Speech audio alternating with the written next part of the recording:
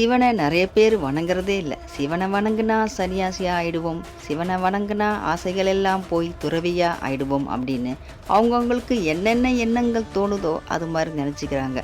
சிவனை வணங்கினால் என்ன பலன் தெரியுமா? சிவன் அழிக்கக்கூடியவர் தான்.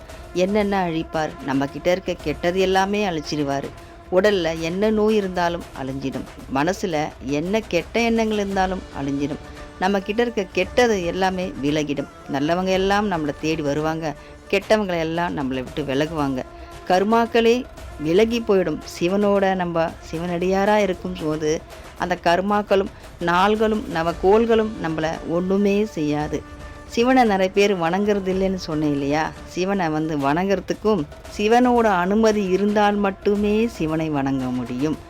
அவர் நினைக்கணும், இந்த பக்தன் என்னை வணங்கணும்னு அந்த மனுஷன் சிவன் என்னும் ஒருத்தர் முடிவு பண்ணாதான் நம்ம அவரை நினைக்கவே முடியும், வணங்கவும் முடியும். இந்த கணத்தில் நம்ம அவரை நினைக்கிறோம், அவரை வணங்குறோன்னா அவர் நம்மளை நேசிக்கிறாருன்னு அர்த்தம். ஓம் நமச்சிவாயா. திருச்சிற்றம்பலம்.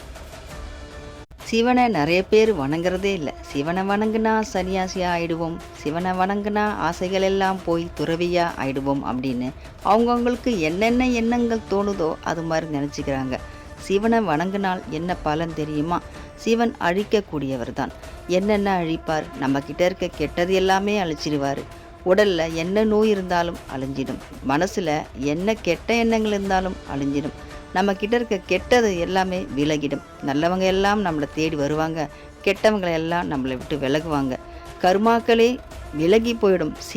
நம்ம சிவனடியாராக இருக்கும் போது அந்த கர்மாக்களும் நாள்களும் நவகோள்களும் நம்மளை ஒன்றுமே செய்யாது.